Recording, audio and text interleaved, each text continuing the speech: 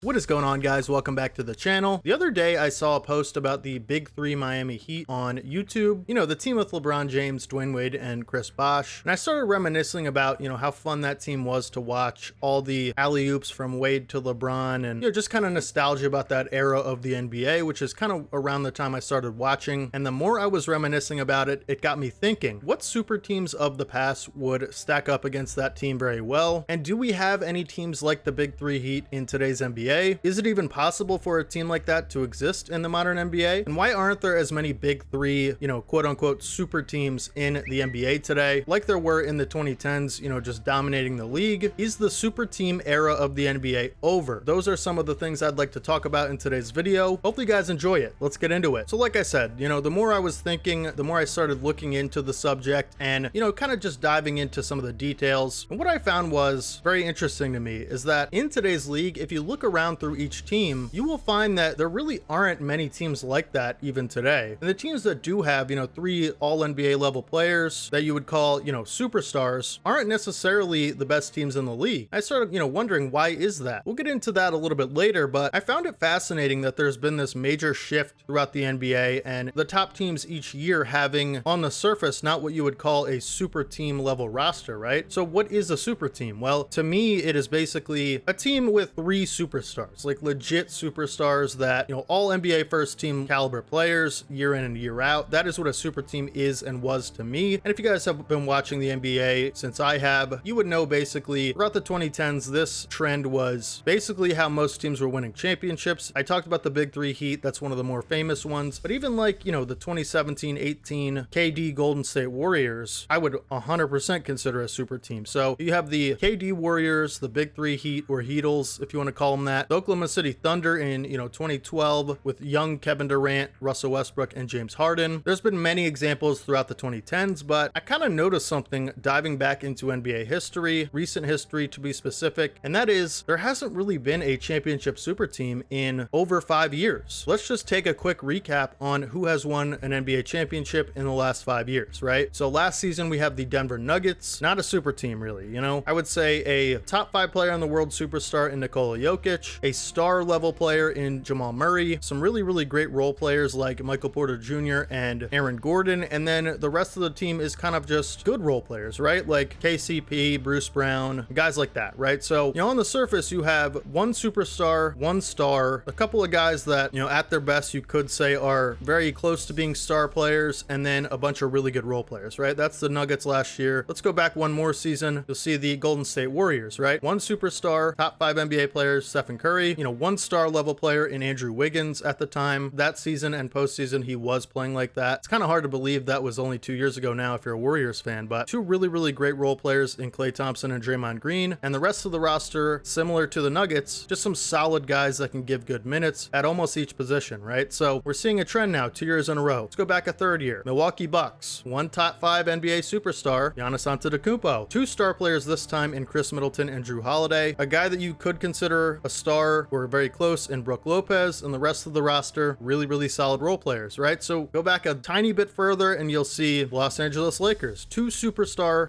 top 10 NBA players, which is a little bit different, but then you get into the rest of the roster and it's just a bunch of really, really solid role players and really key contributors that, wouldn't necessarily be classified as stars, but are playing at a, super high level with cohesion, right? So that's a little bit of an outlier, but not really a super team by any means. Go back one more year, you'll find the 2019 Raptors, one superstar, top 5 NBA player, Kawhi Leonard at the time. Kyle Lowry, who was a star point guard at the time, I wouldn't necessarily classify as a superstar back then in 2019. And then you got guys like Pascal Siakam, Marc Gasol, Serge Ibaka. These guys were just really, really, really solid players. Definitely not stars. The thing that I found so fascinating was those were the last 5 NBA championship rosters. Only one of those teams had 2 superstars. None of them had 3. And for the most part, they're very similarly constructed in terms of talent distribution across the roster, right? Let's go back before that, and it's just basically super teams, right? The 2 years prior to the Raptors were Kevin Durant Warriors, in my opinion, the greatest basketball teams of all time in the NBA. You got the 2016 Cavs, who had, 3 all-stars, basically 2 superstars at the time. Go back a little further, 2 superstars, 1 star with the 2015 Warriors. And then you get into the area of 2014 was the Spurs. Kind of an outlier in this whole thing. A lot of,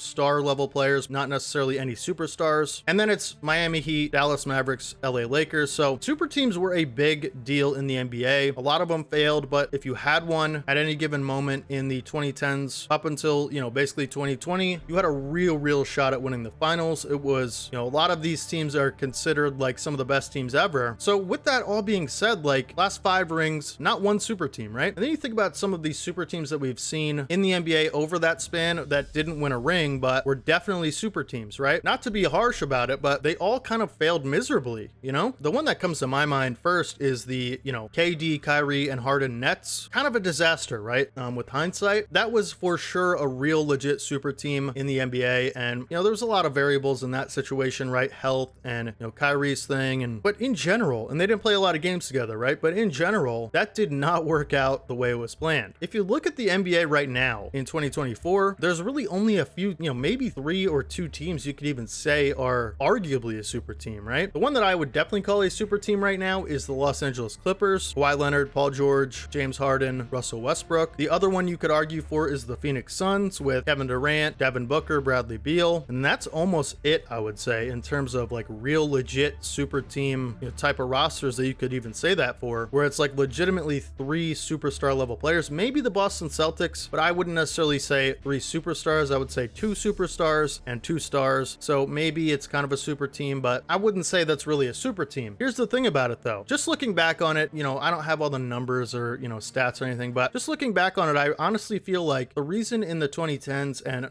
leading up to 2020 or so, that super teams were so effective was the league was very top heavy at that time, right? You had like 5 or 10 like legit all NBA superstar level players that could carry a team. And then like there was a huge drop off between those players and like, the kind of that second tier of guys who were like maybe young and, up and coming who could maybe do that one day, or guys that aren't good enough to carry a team, maybe more of a number 2. It was a big drop off between superstars and, like all-star level players. It wasn't as much parity in the league. Now I feel like even the, all-star level players, given the right system and right team around them, can carry a team to a championship. Look at Jimmy Butler, right? He's carried his team to the finals twice now, 2 all-stars on that team, but I wouldn't necessarily say that's a stacked roster or anything like that. It's just a great, system and culture and stuff like that's really prominent. But my point is, back then the league was super top heavy and driven by only a few, a handful of players that could really even get you there, right? Now you combine some of those guys on the same team and it's like good luck stopping them, right? But today there's so many teams that can win a series against any superstars, right? Like nobody's really safe in today's NBA. 8 seeds are beating, the first seeds like last year with Miami and Milwaukee. You're seeing that a lot more in,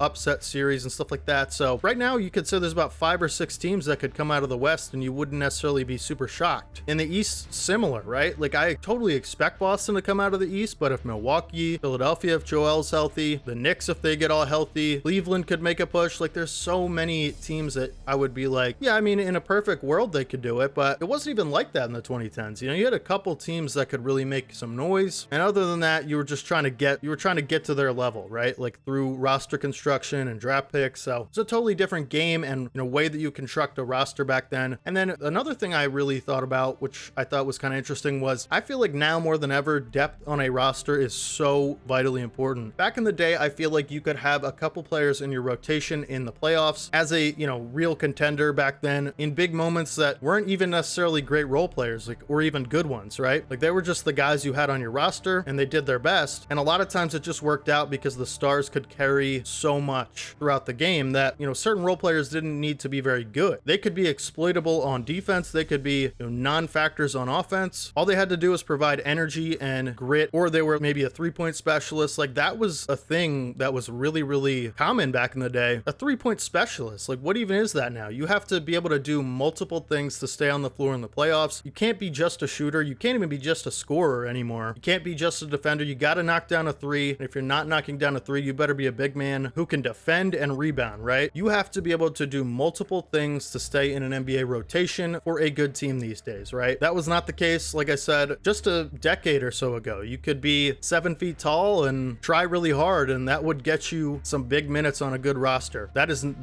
those guys are almost out of the league at this point. So it's just a very interesting topic I thought I would share with you guys about, I personally think a team like the 2012 Heat or the KD Warriors, it's just never going to happen again. Like The thing about those teams that were so unique is that for the most part, they had decent role players. Like they were able to fill out their roster. Maybe not so much the Heat, but the Warriors, obviously, you know, they had guys coming in off the bench contributing. The Heat were very, very top heavy roster. You had LeBron, Wade, and Bosh. Only a couple of years they had like Mike Miller, you know, Shane Battier was a big thing for them. Haslam was okay, but you know, they were playing guys that weren't so great at the five, right? So I just personally think a team like that with three, you know, legit superstar offensive talents won't be able to win a championship, at least with the way the league is now, right? You could maybe get to a conference final or even the finals, right? But I just think there's just so many teams that have it all, you know? And if they're healthy and at their best, they're just going to beat these top heavy rosters pretty favorably, I'd say. Like right now, I personally would rather have a top five, you know, superstar, a star player with them, or, you know, maybe a all NBA level player with them, and a couple of guys who can, you know, knock down some big shots and play defense, and then just a bunch of really serviceable utility guys than like what the Phoenix Suns are doing. Or, you know, it's working out for the Clippers because they're just so good. Their top guys are so good, and Ty Lue has done a really great job with them. But I don't see the Clippers beating like Denver, or I think they're gonna have a lot of issues with a team like Denver because Denver's just so systematically optimized that, you know, Denver might not have the deepest team this year, and that's kind of one of their issues in my opinion. But you know, they just don't play through four people, and if you play through four or three people, even if they're elite offensive all-time talents like the Clippers have, there's just a limited ceiling with that, you know? I just don't think a team like that could ever win a championship, at least with the way things are right now, like it used to. So that's kind of my take on it. Let me know down in the comment section what you guys think about super teams. Do you think that trend is not trend, but do you think that kind of way of building a roster is over with the league having so much parity, not only across all 30 teams, but just roster to roster? You know, every contender seems to have 9 guys that you could play in a rotation comfortably along with their superstars. Do you think that super teams will make its way back, you know, in a few years? Do you think that it's a legitimate way to build a contender right now, or do you think it's kind of phasing out? There's too many good players in the league now to just have 3 great ones, right? But hopefully you guys enjoyed the video. I just wanted to talk about this real quick because it was interesting to me. Make sure you guys subscribe to the channel if you guys don't want to miss any videos like this in the future. Do a lot of this, you know, just kind of talking through stuff and, you know, things that I find interesting in the NBA. And obviously with the playoffs coming up, it's going to be a, you know, great time to post videos. So make sure you guys stay tuned. Really appreciate you guys. Thank you for all the support, and hopefully you guys have a fantastic rest of your day today, and hopefully your favorite team wins their next game. I will talk to you guys in the next one. This is your boy D-Haven, as always. Peace.